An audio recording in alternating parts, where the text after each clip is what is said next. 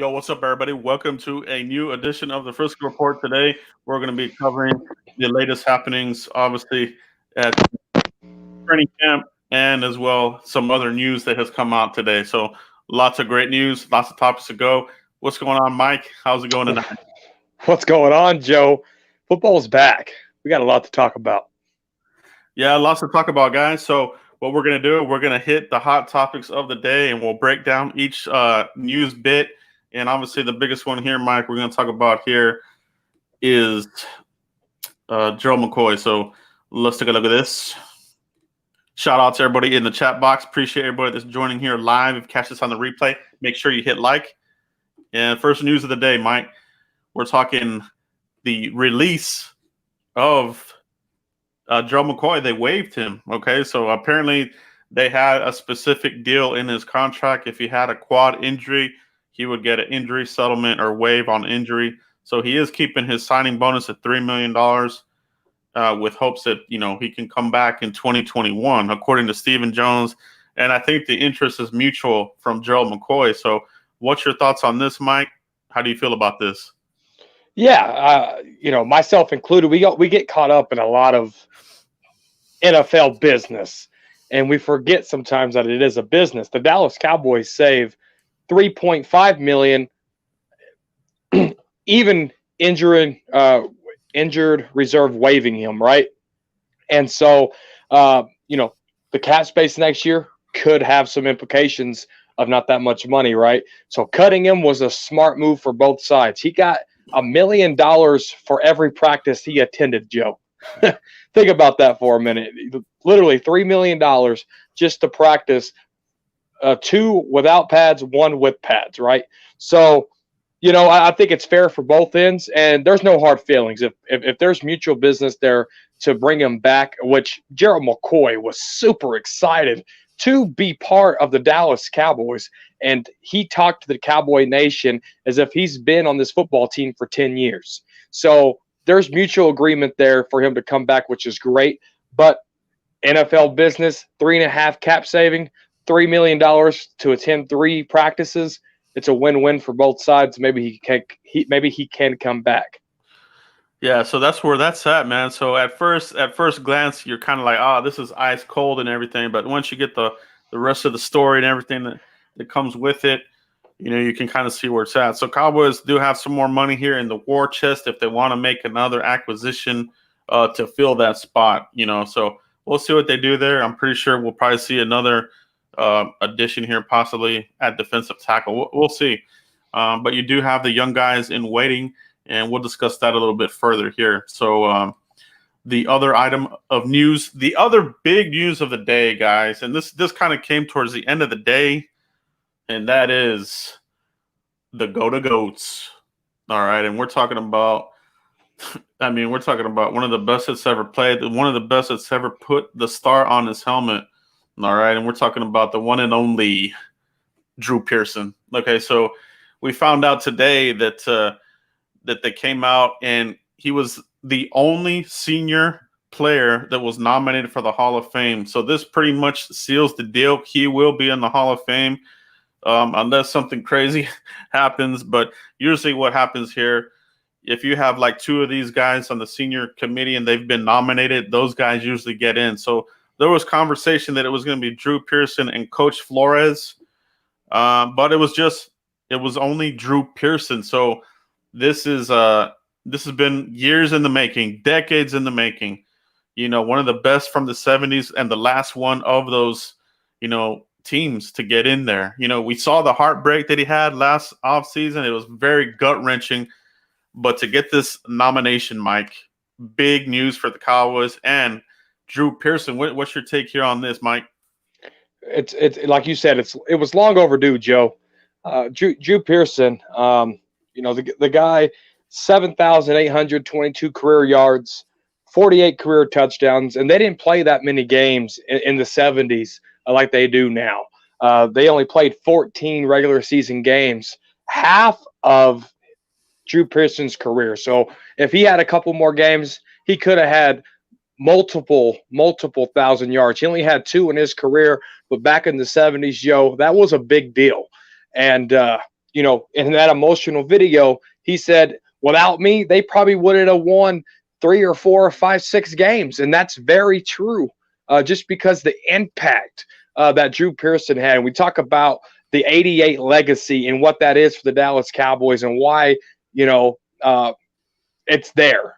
This guy right here, Drew Pearson, he started it all, Joe. And that's why CeeDee Lamb's wearing 88 today. He started the tradition. He made the tradition. And now he will join a lot of Dallas Cowboy players and one owner into the Hall of Fame. It's exciting. Yeah, it's going to be a very special, double dose of Cowboys for the Hall of Fame induction. We're going to get a 2-for-1 next August with Jimmy Johnson. And now, Drew Pearson is going to finally get his bust in the Hall of Fame, the elite of the elite. Well deserved. You can't have Roger Staubach conversation in Super Bowls without Drew Pearson, right? So absolutely. Great. Absolutely great. I'm very happy for him. All you guys, make sure you follow Drew Pearson on Twitter if you haven't already. We got to get him that blue check mark. I can't believe he doesn't even have a blue check mark on Twitter. So hit him up on Twitter, guys. And let's just talk about this real quick, right? Just a couple of drafts ago, he punked Eagle fans, right?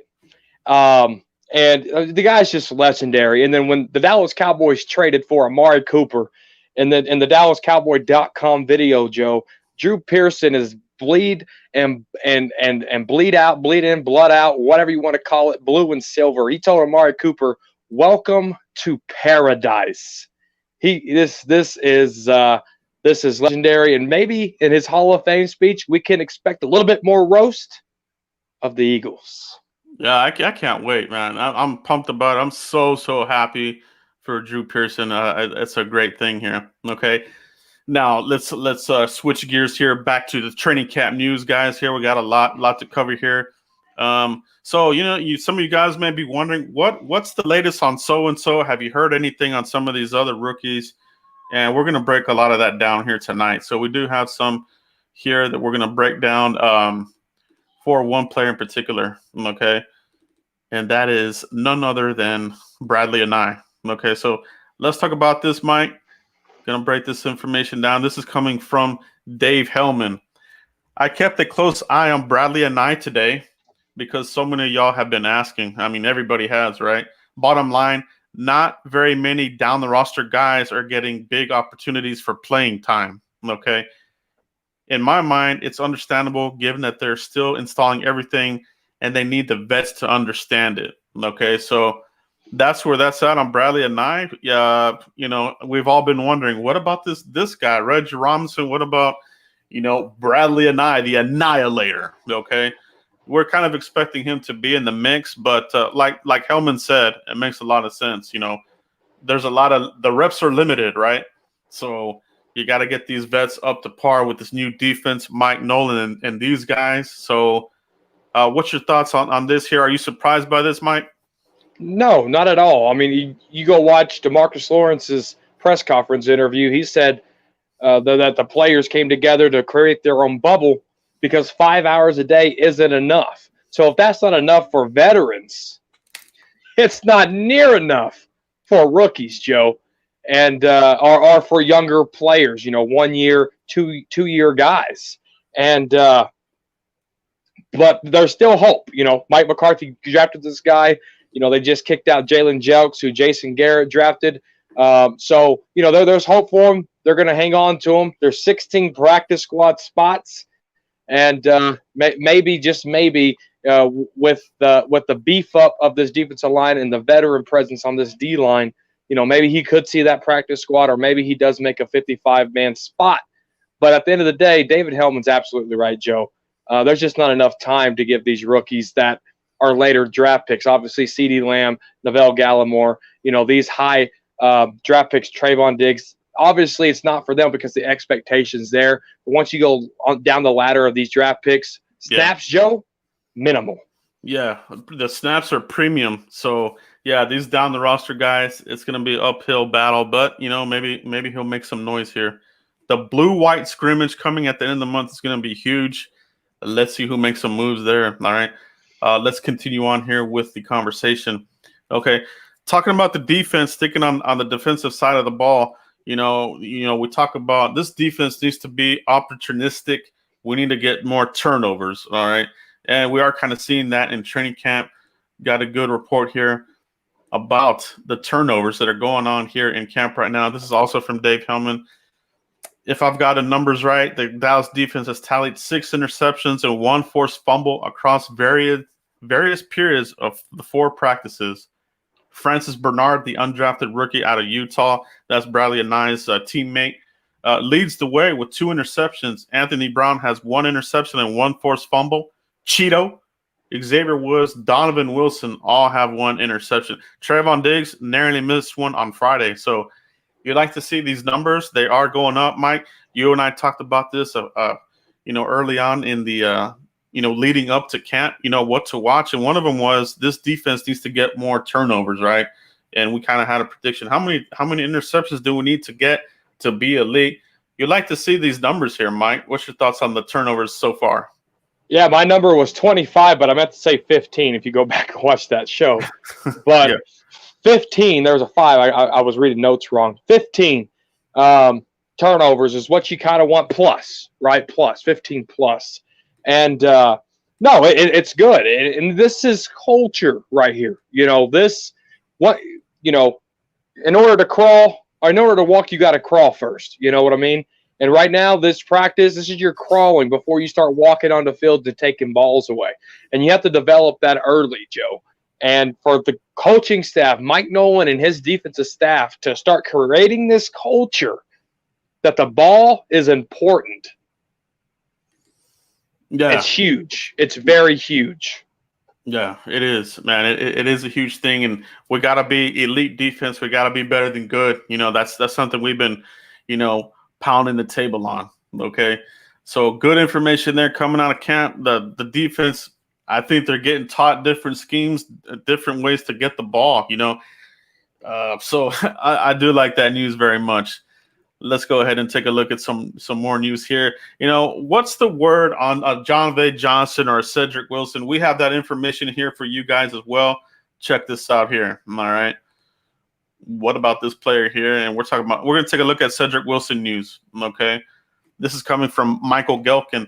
As a whole, the defense seems to be a step ahead of the offense in early going, but wide receiver Cedric Wilson had an active day, strung together consecutive catches from Andy Dalton in team period, also caught multiple Dak Prescott passes in the red zone. Okay, so lots to kind of unpackage here, but you do like to hear this good news from Cedric Wilson, because we're talking about who's going to be the number 4 and number 5 wide receiver on this roster, right, Mike? So you kind of want to hear one of these guys is kind of coming into his 3rd year now. He's got to make that leap, right? So Cedric Wilson, what's your thoughts on him getting some – looks like he's doing well so far. We all knew the talent for Cedric Wilson was there. The problem with Cedric Wilson was the health report. He always got hurt some form or fashion. And we know the talent's there. But it's up to him to keep his body right. Now, obviously, freak accidents can happen, like Gerald McCoy getting stepped on and falling back, tearing a quad. But, as long as he stays healthy and he's productive in camp, because there's no preseason, absolutely. I'm comfortable with it because we knew the talent was there, Joe. Yeah, absolutely. Speaking of someone's circling back to the linebackers here and Francis Bernard, we got some information on him. We talk about he had 2 interceptions. So that's a good thing there. Let's follow up on him now. Francis Bernard, undrafted rookie out of Utah. So more from Michael Gelkin on Francis Bernard. Here's the Cowboys undrafted rookie linebacker Francis Bernard after capping practice with his 2nd interception in as many days. He picked off quarterback Clayton Thorson in this one to close out, the team period. So, man, the question in the comments, Francis Bernard beat out. It's going to be Justin March, right? So we're talking about Justin March. So you got to think that he's making a serious push here. I think this is where the battle really begins. I see Obviously, Sean Lee, Joe Thomas, they're making it. And I think where the action it starts, Mike, and we kind of talked about this in the camp battles, Justin March staving off somebody like Francis Bernard, and he's making a play for that spot. Mike, what's your thoughts here on Francis Bernard so far? I like it. I really do. He already has 2 practices. He had 5 at Utah as a whole, just 3 years there at Utah. Yeah. There's a lot of people, a lot of beat writers out there that like Francis Bernard. A lot of them are his pet cats. So it's not a shocker. You're always going for the underdog. You're always looking for that next Romo, the Miles Austin, the Cole Beasley, the undrafted guy who's going to step up. Stephen Jones said that in a press conference. We're looking for undrafted. No one's, penciled out just because there's no preseason games. We're always looking to get this roster updated. So if Francis Bernard can keep this consistency going, I don't see why he can't make this football team. Absolutely. And for me, I kind of thought he's going to have to really make a push on special teams, but I think you're getting everything you want. I think he's checking all the boxes. He's going to be one of these aces in your special teams, you hope. Big hitter, very violent player. When he hits you, you're going to feel it. Not the fastest, obviously, but very smart. He knows where to sit in the zone and jump a route and get these interceptions. Like you said, 5 interceptions at Utah really made that defense what that was there with Anai and those guys over there, right? So right, could be a steal for us. And I wouldn't be surprised if he pushes, Justin March off here. So let's see what happens here, man. Continuing on with linebackers, Mike. Let's see what the latest is here on some of the other linebackers here, in particular, LVE. All right, what's the latest update on Leighton Vander Esch? How is he looking at camp? What's the word? So we're going to break that down for you guys here right now. All right. This comes from Michael Gelkin as well. Cowboys linebacker Leighton Vander Esch looks the part as the Mike linebacker. Okay, highly vocal, gets teammates lined up, quick himself to diagnose and react. If he stays healthy, this can be his defense. Okay, so let's touch on this first part from Michael Gelkin, and we'll hit up the second part of this. But Mike, LVE looking good. We heard Jane Slater report that he was looking strong earlier in camp as it kicked off, and here we are. He's taking the mic in the mic position and that green dot on the helmet. So he's going to be, calling the plays like they said there and getting everybody lined up. So what's your thoughts here on Leighton Vander Esch right now, where he's at in camp? I go back to his press conference, man. The guy was serious in it, Joe. Leighton Vander Esch, the last couple of years that we've seen him as a player, he's always laughing, smiling. That press conference, he was serious. He's ready to take on this Mike linebacker because you got to be vocal. The players got to take you seriously because that's the quarterback of the defense, that linebacker spot. He brings in the plays for Mike Nolan to the players, and he has to make sure that all the players are set pre-snap. So players have to respect him and take him seriously. And for Leighton Vander Esch to get this opportunity, I don't think he will fail at it, Joe. The comments here, the tweet that you're putting up here says health. That's the only thing that could backtrack this guy is if this neck somehow starts to flare up again. Yeah, that's where we're at. This is really the big part of here. If he stays healthy, this can be his defense. And that's what we want. We want these guys to stay healthy, but we have already seen teams around the league starting to incur big injuries. So let's see if the Cowboys can make it through this attrition of the roster turn and keep it going. The second part there is just more of a follow-up of Francis Bernard, just giving more kudos to him. So looking good there at the linebacker position. I like where they're at right now. I'm not worried about it. I do like the depth as well. Joe Thomas and this young kid, I think he's looking good too, Mike.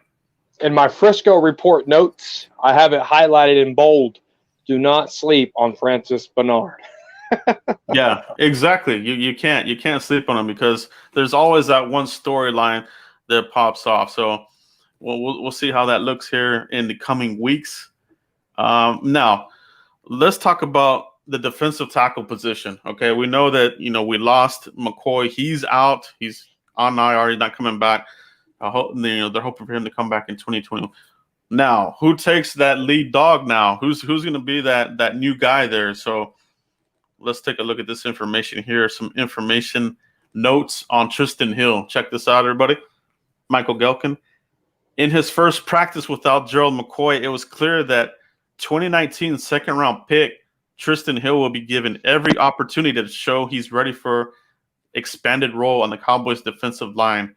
It's up to him now to seize that chance. Hill played 121 defensive snaps as a rookie. All right, Mike.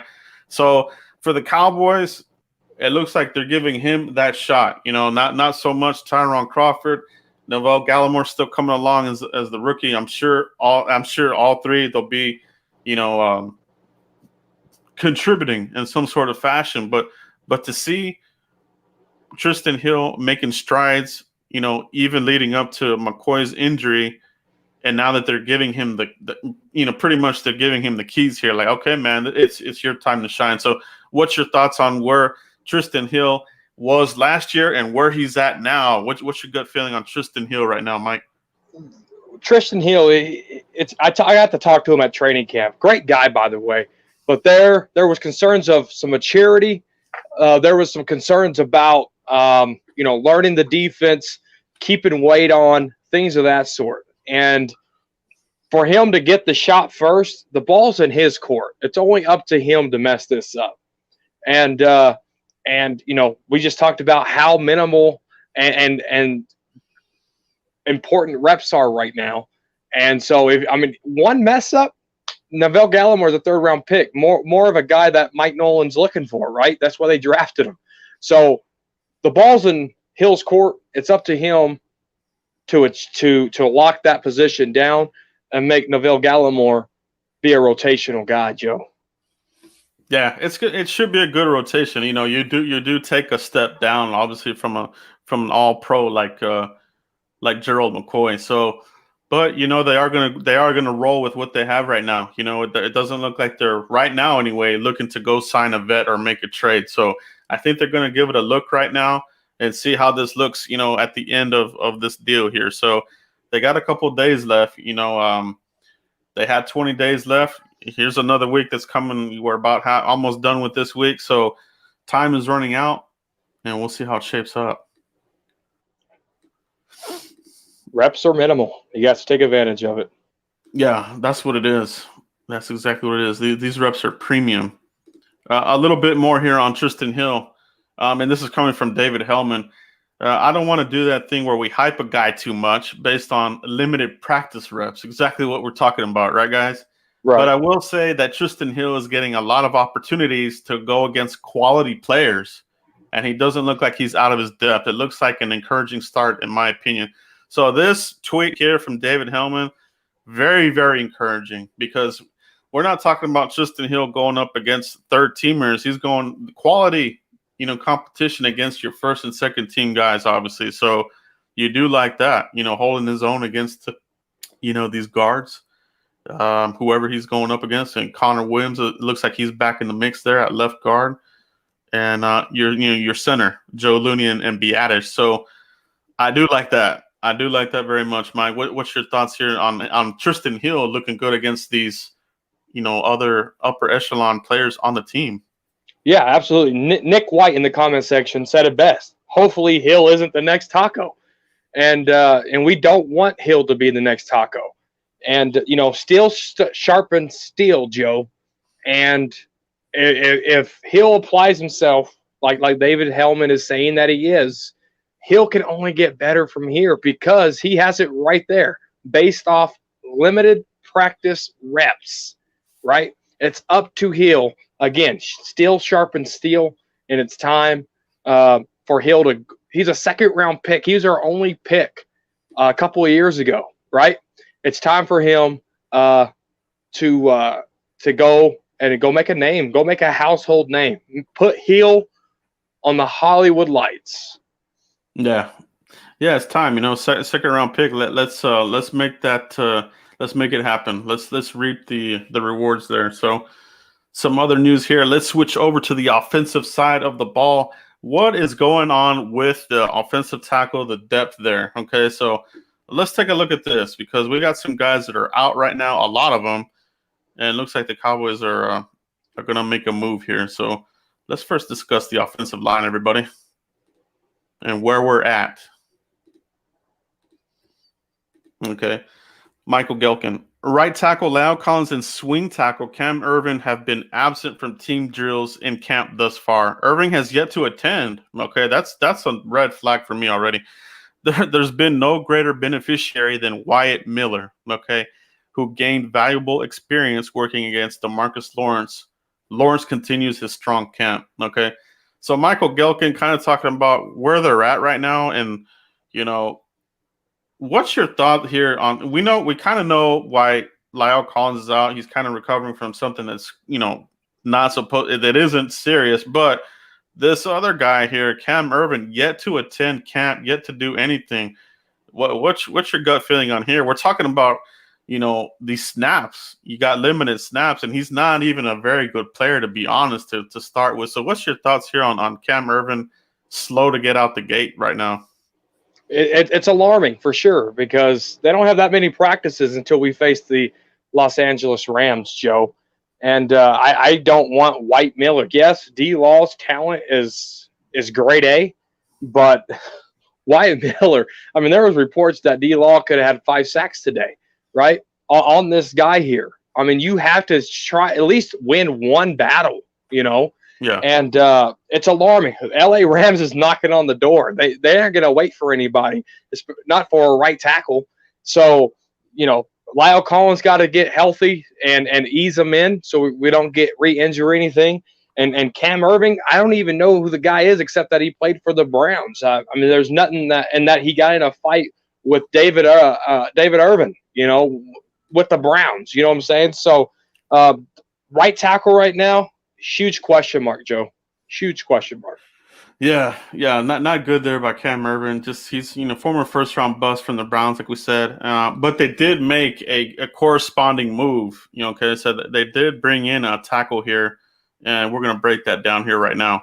So talking about the depth, the Cowboys did sign an offensive tackle to put in the mix because they're so short right now, and they signed offensive tackle Pace Murphy. Depth with La'el Collins and Cam Erving not practicing right now. Okay. So Pace Murphy, so a little bit of background on Pace Murphy. Came out in the 2016 NFL draft, undrafted, okay? So there wasn't really – he didn't even pop up on any draft guides. He wasn't in my Dane Brugler, the Beast. He wasn't in that 2016. I went back and looked in there. He's not in there. So, you know, on the very low end, undrafted player type of guy. He's kind of bounced around the league here, 1-year deals here and there. Most recently coming from the XFL. So, yeah, so it's kind of an unknown guy here that they're kind of more. I think this is more of a cap body situation, right, Mike? Yeah, absolutely. Well, the Cowboys signed him to a 2-year deal, Joe. Yeah. And so, you know, like you said, bouncing around the league. But again, I mean, Wyatt, is it do anything? Can this guy come in and stop Tank? Can they, you know, stop whoever the LA Rams are sending to us? You know, the stuff's scary, man. They got to get this stuff figured out. They got to start getting players healthy. Yeah, hopefully, or else we're going to start talking about the musical chairs. You know, if La'el Collins isn't quite ready, or if you sustain an injury during the season, who then becomes that guy? For me, I'm not sold on Erving. You know, I'm thinking more Brandon Knight might be that swing guy, and maybe even the loser of the Connor fight. You know, is it Connor Williams or Connor McGovern? Maybe they look at him. All right. So we'll keep an eye on that one, guys. That's a very important position. You got to have that offensive tackle depth in this day and age. So we're going to close out the notes of training camp here with this last one, and then we'll start taking questions and comments. And let's get into this here right here. Last note here of the training camp, and this is more of a Tristan Hill, John V. Johnson. Okay, so this comes from Kyle Yeomans, DallasCowboys.com. I think Tristan Hill is going to be up for the challenge. Okay, offensive tackles worry me a little, but maybe it's because this pass rush is that much better. Yeah, no doubt about that. The fourth wide receiver battle adds a new piece each day. Today it was John V. Johnson. Okay, so very interesting topics here, you know, that we covered today. You know, we talked about Tristan Hill, Kyle Yeomans, you know, kind of backing up what Dave Hellman said earlier as well, that, he looks like he's ready to take on this challenge. This isn't a situation that's bigger, that's so big, or the lights are too big for him. So you do appreciate that, Mike. And obviously, Kyle Yeoman's further a little bit concerning, like what we're talking about there with the offensive tackles. But Mike, John Vay Johnson makes a little pop-up here. We talked about Aaron Parker. We talked about, Cedric Wilson, and now John Vay Johnson's in the mix again here. He kind of disappeared. We're not hearing anything about Devin Smith. So this battle for the 4th and 5th wide receiver is going to be ferocious. I love it, man. What's your thoughts here on John Vay Johnson, Mike? Competition. They know that the wide receiver room's already packed. And they know there's only – if I'm Cedric Wilson, if I'm Johnson, I'm looking around this wide receiver room and I'm like, I know 3 that's going to make it. I don't want to be on a practice squad. I want to be on the field on game day. And it's competition, man. Yes, they're teammates, but at the end of the day, they're diehard competitors, and that's why they're playing football. And right now is where you battle your brother, and you got to get that starting position. And not surprised at all, but they got to be consistent. But I'm loving the competition. Yeah. Competition is gold, man. It's gold. So appreciate everybody that is in the chat box. Everybody that's watching live. We'll take some comments and questions now. Let's go ahead and take a look at here yet. Brandon Knight is practicing. He's at the left tackle position. I've seen him rotating with Tyron Smith. So Brandon Knight, he is out there. Texas bred Cowboy. What's up, guys? Long time no see. Yeah, so every Tuesday night is the Frisco Report, guys. So great stuff here. Any news on Connor McGovern? McGovern is working his way back into this here, but right now, they've given the primary snaps to Connor Williams. Okay, so what is the battle there? Is there a battle? Like we've been hammering away here. These snaps are premium snaps. So how much do they give? Is there going to be legitimate battles here? Looney, Biadish, Connor Williams, Connor McGovern, Mike. Yeah. There's battles. Mike McCarthy is evaluating everybody. Yeah, he's spending a lot of time with the quarterbacks because he's a quarterback guru. But he has people talking to him. Joe Philbin's right there on his hip and saying, hey, they're evaluating everything, and Joe Philbin's in charge of this offensive line, and I know they're going to put the best 5 out there here in just 3 weeks against the Los Angeles Rams. Yeah. Got a question here from Cowboys fan 421. Salute to you, brother. Mike, do you think that we should go after Maurice Hurst, the defensive tackle from the Raiders? No, let's hold off on that, right? Because I just talked about you don't want Hill being the next Taco. They just invested in Neville Gallimore. You got a versatile guy in Tyrone Crawford. So, and Dontarian Poe's active off the PUP list now. He can start participating in things. Yeah. So let's hold off on looking and searching. I don't want another Earl Thomas, Jamal Adams thing for the defensive line now. You know what I'm saying? So let's just hold off on things. Let's give the talent that these coaches brought in, these coaches are evaluating, let's give this talent a fair shake. Yeah, and that's what I think they're going to do. If they do look outside the team or check the waiver wire, it's going to come down towards more early September, mid-September, before this thing is getting down to the nitty-gritty. But, I agree with you, Mike.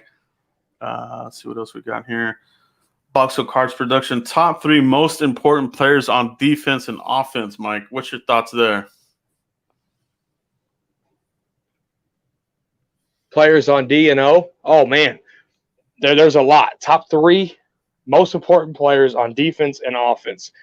You got to go with your Mike linebacker, Leighton Vander Esch, your second-round investment, and Trayvon Diggs. And you got to go see what Tank Lawrence is going to look like standing up. Those are 3 important pieces that cover corner, linebacker, and the offense.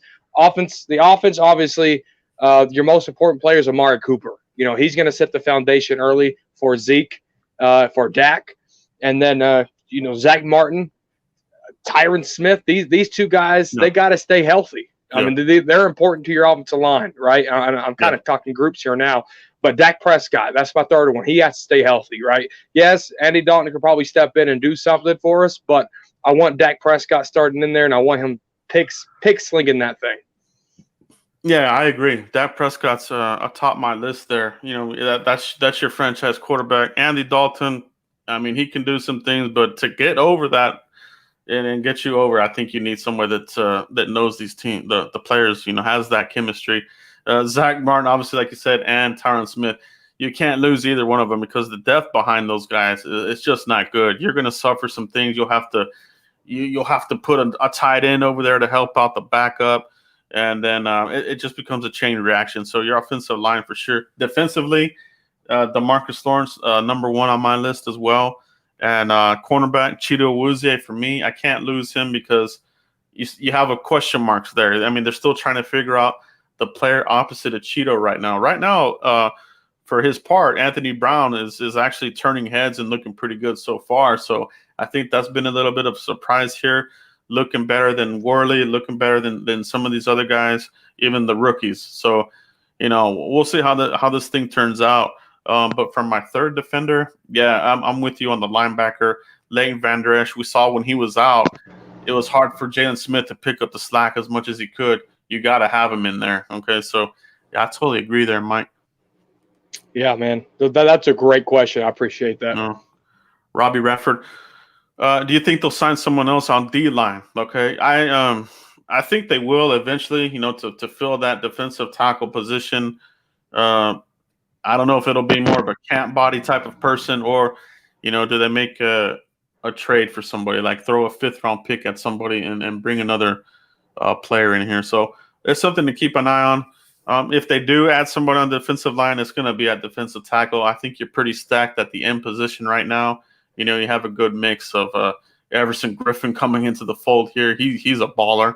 Alden Smith, he's looking crazy, unblockable. They keep saying that these guys have been looking unblockable at times. So you like to hear that. So if they do, it'll be somebody at the defensive tackle position, in my opinion, Robbie.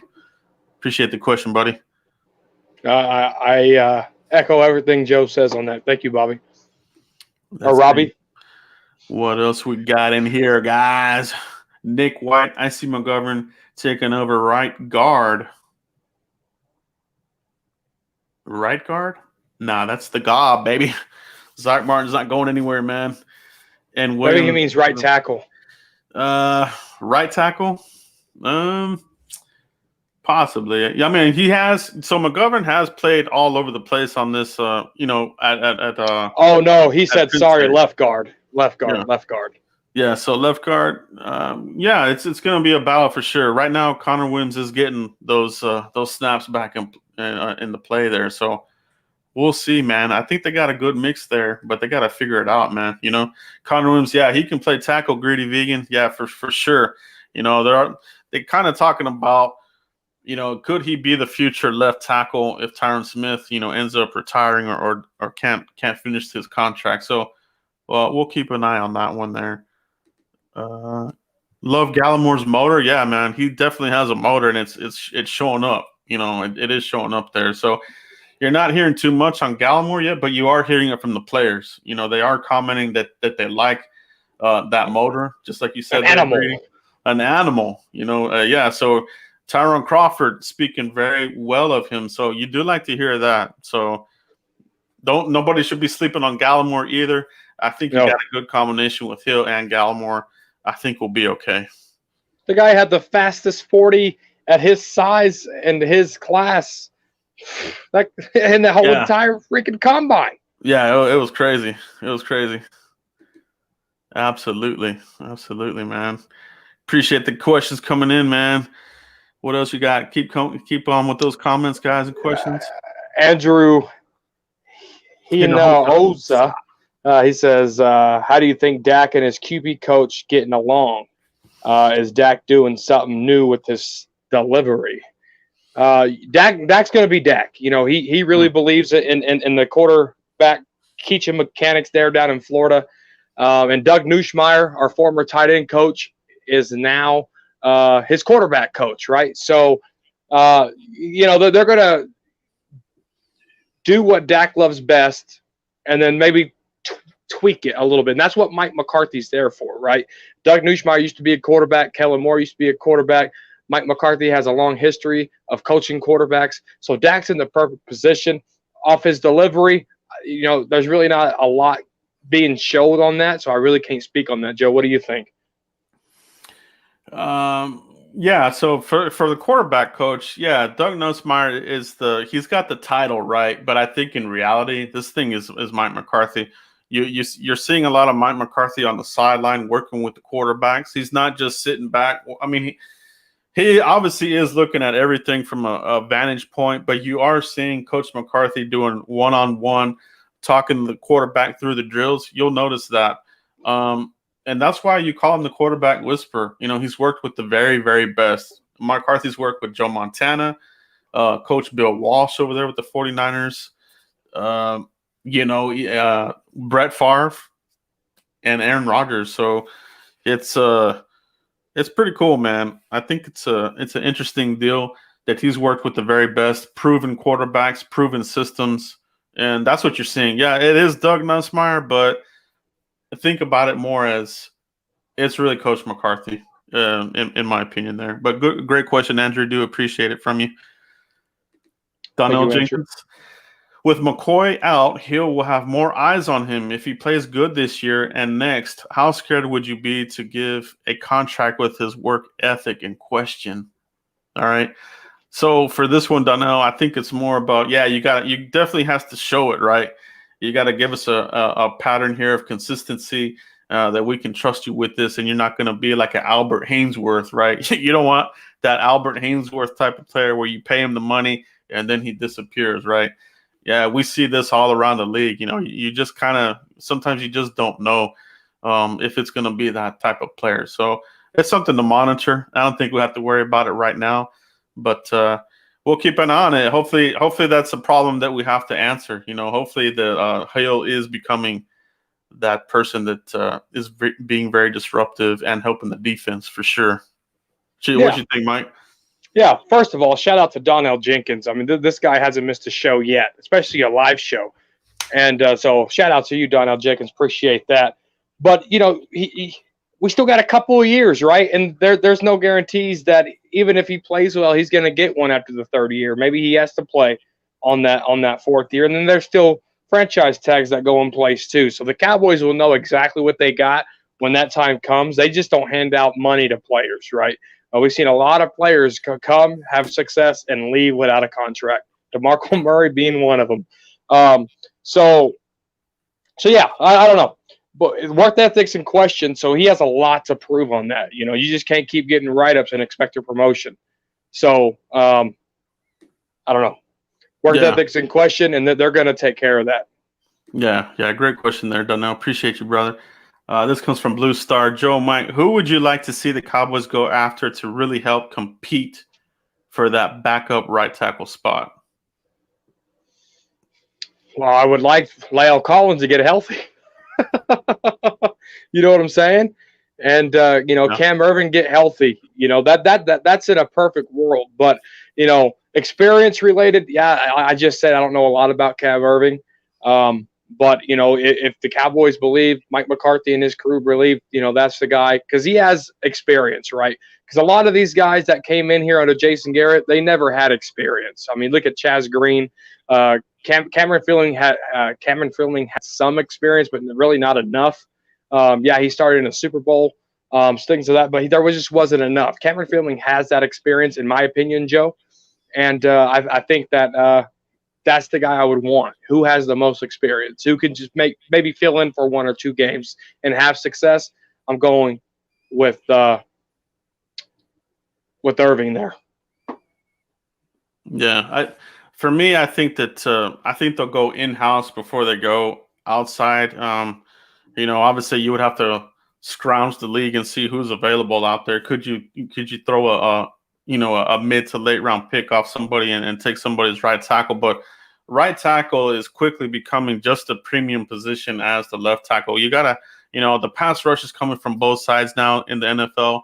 So the old adage of you got to have that left tackle. He's the most important. That right tackle position is quickly becoming that same kind of deal. So, these teams won't want to give up a right tackle cheap, and if you are getting somebody cheap, they're probably not that good. So for me, Cowboys, I think go in-house. I don't want Cam Irving. He's just not good. Too many false starts with the Chiefs last year. Complete bust with the Browns. I think he's more of a cat body for me, but hopefully it'll be Brandon Knight. I think he's been doing pretty well last camp. He's looking good right now as well. And obviously, whoever loses that left guard position has that in their bag of tricks. They can play that tackle position, like McGovern or Connor Williams. So I think we'll be okay right there. But it's just about getting through camp and things like that. So we've been hearing that Dak Prescott, has been getting a lot of rush in his face. So they're having a little bit of a problem, executing some of these plays because there's just too much of a rush coming at them. So that's kind of crazy. It's good for the defense, but for the offense, it's becoming a little problematic, Mike. Hey, it's a good problem, though. It's a good problem to have. Yeah, for sure. Let's see what else we got here in the chat box. Appreciate everybody here that is watching live. Make sure you hit like on this video, guys, if you're enjoying the content, and everything we're talking about tonight. Hit like on that video, guys. Absolutely. Let's see what else we got here, man. Just to answer Andrew's question here, he said, how was the cap space affected by McCoy being released? He gets $3 million. The Cowboys save 3.5. Just to answer that real quick. Okay, I'm trying to go through these as well. Appreciate all the questions, guys. I'm trying to catch up here. I got one here from Haley Ware. This is a good one. Is there something there with Francis Bernard? 2 interceptions in 2 days. Is he the real deal? So, yeah, this is definitely what you'd like to see, Haley Ware. So, we saw this with Luke Gifford, and we saw it with obviously with Donovan Wilson at the safety position, and they kept the players, right? They didn't let them walk. So I think Francis Bernard is definitely on that. He's on that track, and whose spot is he going to take? For me, the low hanging fruit right there at the linebacker position is probably Justin March. Okay. So does he have enough to keep him off? I don't know, man. He's looking really good, man. He's looking really good. What's your thoughts, Mike? I think that's a great point. I'm not hearing a lot of buzz around, Luke Gifford. Does Mike McCoy. It's a whole new coaching staff, a whole new defensive coordinator, a lot of new defensive staff. So, how does Luke Gifford look? There's a lot of question marks. And best ability is availability on all sides of the ball. And if you're making turnovers and you're available, you got a good shot at making this football team. Yeah, for sure. Comment here from Nick White. Heard Zeke is back to his college weight. Do you see him getting more 20-plus yards this year compared to the last 2? So, he only had 4 last year. Yeah, he didn't have much last year, and then but early in his career, especially his rookie year, he just went off. So, and they asked him that in his press conference. He said that he's trying to work on making people miss in an open space. So you're talking about linebackers, safeties, and cornerbacks, right? Those second level players, he's got to make them miss a little bit more. So, man, yeah, that's great. He looks good, man. Zeke looks really good out there, looking lean, looking mean.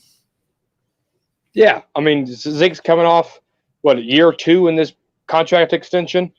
So yeah, you want your franchise running back to number one, be healthy and to take care of his body, right? We all know the life expectancy of a running back in the National Football League. A lot of them quit at the age of 28. So nowadays, running backs really got to take care of their body. What Adrian Peterson's doing is not heard of in the National Football League at the running back position. And in order to take care of your body, and even what Emmitt Smith did, right? But he wasn't hit a lot. He had holes semi-trucks could drive through, right? Yeah. So, you got to take care of your body as a running back. Keeping weight down is less strain on joints. So it's really a positive direction for Zeke Elliott. Yeah, for sure. Got a question here from A. Lavelle. Do you think McCoy will be back next year? So, from what we're hearing right now, we have like a long ways to go, but the interest looks mutual. McCoy says he wants to. Stephen Jones says he wants to. So we'll see how this thing ends up. I would love to have McCoy back next year myself, but it was all a business deal. We kind of understand that it can be kind of cruel at times, but at the end of the day, the NFL is a business, and we've seen some of the best people get cut and waived in previous seasons. But what do you think, Mike? You think he'll be back next year? If there's mutual interest and no team, tries to aggressively pursue a guy literally coming off a quad injury, he just had surgery today, then I think he will be back with the Cowboys because it gets him out of that 3-year deal, and you could probably structure a 1-year deal together for probably even cheaper. Yeah. I like this question here because this is something that we're seeing more under McCarthy already. And this is, Blue Star in Texas 73. Love seeing running backs getting into the passing game. Yeah, absolutely. We're seeing Tony Pollard doing a little bit more wheel routes and actually running wide receiver routes. Zeke Elliott, obviously, that's a part of his game that he mentioned that he wants to work on. Pass catching, And, Ezekiel is saying he needs to work on his pass game, but he had I think one season, it might have even been last, he had 70-something catches. So he definitely has it in his game. Tony Pollard obviously has it in his game as well. It is exciting because it's another wrinkle, right, Mike? We talk about wrinkles that the Cowboys are going to implore this season, and we talked about that, way early in the offseason. This conversation of utilizing Tony Pollard in the passing game and Ezekiel Elliott too, right, Mike? Absolutely. You want to be, you don't want to be one-dimensional offense, right? You want to, you don't want to be stale either. So you got to do creative things because we might not see this until when it matters, right? The Cowboys are designing these plays, and they probably won't call them till when they need it to throw a defense off because defense study film 24/7, right? And so they won't be familiar with these certain kind of designs, these set of plays, etc. Right? So you don't want to put all your eggs in one basket to start the season. But I think eventually, maybe midway through the season, you start seeing Tony Pollard and Zeke getting more involved in the passing game. Now, screens, those are going to happen all day.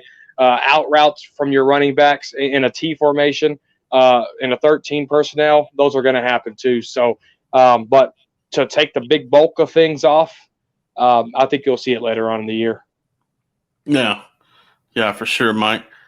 I got this question here is a fun one here.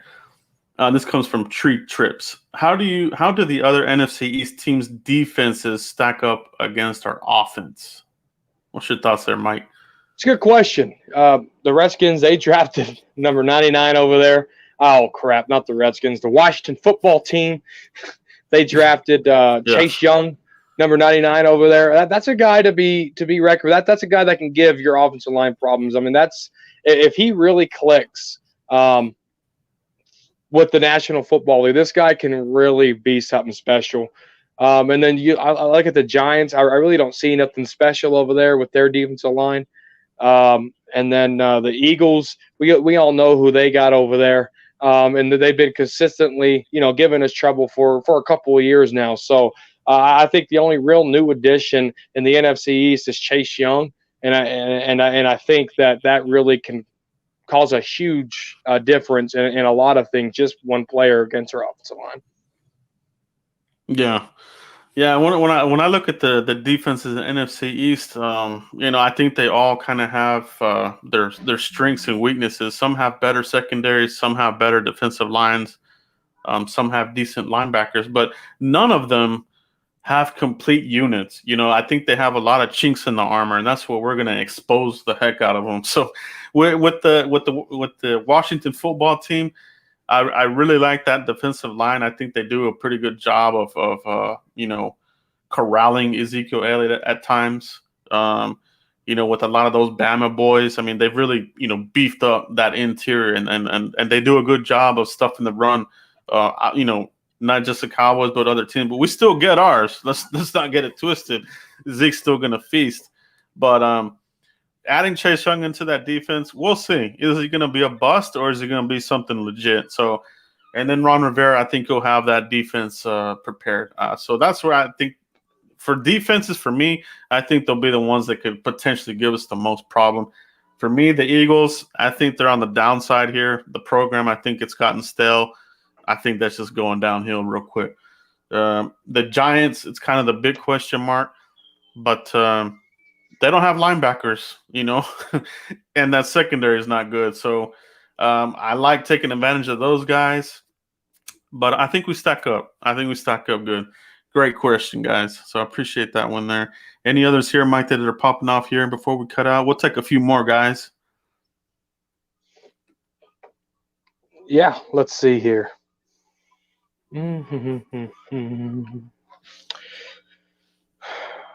Chase Young looking good in some clips I've seen. Yeah, he really is. Your thoughts on the defensive line coach, Jim Tomsula, Joe?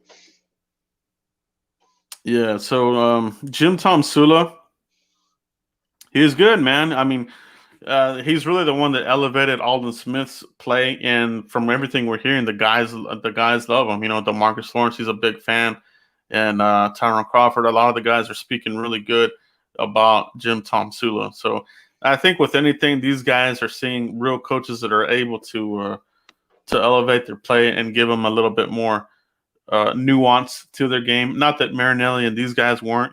I mean, we do have to credit Marinelli with getting DeMarcus Lawrence where he's at right now. Okay, so we can't throw shade on Marinelli. Okay, so he did have his part. He did help Lawrence. So, but Jim Tomsula, man, I think he's a good coach there. What's your thought, Mike?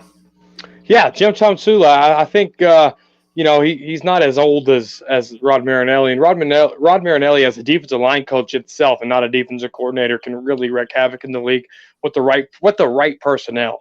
Jim Tomsula, he don't care who you are. He's gonna put you in the right position to make plays, and that's the big difference. And that's why you're seeing Tank standing up and Aldon Smith standing up, and you might only see two, with three fingers on the ground. You know what I'm saying? So I think Jim can identify strengths and weaknesses, but use those strengths to the advantage and not expose weaknesses. Yeah. Great question here from Texas Bred Cowboys 83. How do you guys think special teams will turn out? Who will be the most effective players on special teams? This is an awesome question, Mike. I'll let you roll with this one here first. Yeah. Effective players on special teams, right? And, they got pass catch. I know CeeDee Lamb is catching some punts, right? So you kind of want to see that playmaker go out there. Des Bryant did it early in his career and really was effective with it. Experimented with it. CeeDee Lamb's hard to take down. He's very elusive. Good vision, looking downfield. And running through. Following blockers. So, that's a big impact player. LP Ladouceur, he's been there 15 years, being a long snapper, number 91. You need that season stuff out there. But the main important piece right now on special teams show is Greg Zuerlein and how he, does with this new team, does with the new new snapper and all this. Kicking field goals is all about timing. You got to have that timing down. And it's a whole new scene for Greg Zuerlein, but I think he could be effective for special teams. Joe, what you thinking? Yeah, so we talked about this as well. That special teams were dead last in the NFL. You can only go up from there. So we got Coach Fossil in here now, and we'll see what they do with the punter. I know a lot of people are asking about Chris Jones, and I'm actually still kind of surprised they haven't brought in competition for that. But the roster's limited. We have to keep that in mind. So maybe with the waiver wire. But for me, who's going to be the most effective players? I think obviously Mike, Zuerlein, he's going to be in there, and I think you're going to love what you see out of Reggie Robinson, the rookie, and Francis Bernard, the other undrafted rookie. That's what all this churning is about. Ventel Bryant, he's a guy to keep an eye on. He had a strong finish at the end of the season last year in special teams, so let's not forget about Ventel Bryant. But I like where they're at. I like where they're shaping this thing up, keeping it fresh, bringing in new players and playmakers. So, Reggie Robinson blocked a lot of kicks. in college. I'm almost certain that Coach Fossil is looking at that as, hey, let's get some of that. Let's block some punts, some field goals. Let's turn the ball over. That's going to be different in Big D. Yeah, it is, and I can't wait. I'm ready for it. It's been way too long. Way too long. Spoiled milk. Yeah. I don't see anything else, Joe. I predict that Slay will be a bust for the Eagles. Yeah, he's getting beat by D-Jack over there, and we saw Gallup torched him. So the Eagles fans are always going to point to their Slay kind of putting the brakes on Amari Cooper, but he couldn't stop Gallup. And we see. I'm not even worried about the Eagles, man. To be honest, I'm really not. I'm not. The games will be fun. They'll be close, but at the end of the day, I'm like I said, I think that program is on the down. I think they're getting kind of over it. Yeah, I mean, it's getting stale over there in Philly. Yeah, guys, filthy. But we do appreciate all you guys. I think Absolutely. we'll cut it there. We usually go about an hour with a little bit over here, but the questions that you guys keep putting out there for us are just amazing. We really do appreciate the love, the growth. We see it with you guys and the numbers, the watches. We do appreciate you guys checking out the Frisco Report on this Tuesday night. Hope you guys enjoyed the camp updates. Drew Pearson, what a night. That's some of the best news of the week. Okay. Any closing comments here, Mike, before we cut out? No closing comments, but yeah, you can obviously see it in the viewership here, guys. I appreciate you accepting me in here to Joe's channel and allowing me to talk football with him right here on the Frisco Report. So I appreciate you guys accepting me in, so to speak. Yeah, hit that like button, everybody. Before y'all guys cut out, hit that like button. It helps the channel, helps the podcast out. But that's all we have right now. Mike, let them know where they can find you if they haven't already. Yeah, right here on YouTube, Cowboys Corner. If you have a hard time searching it, go to _Cowboys Corner on Twitter. Click on the link in my bio, and it'll take you right to my channel, guys. I appreciate everything y'all do, and thank you for the viewership. Yeah, guys, appreciate all of you guys. Make sure you hit like, subscribe, and share on this, and we'll catch you for the next video. Peace, everybody. Catch y'all later.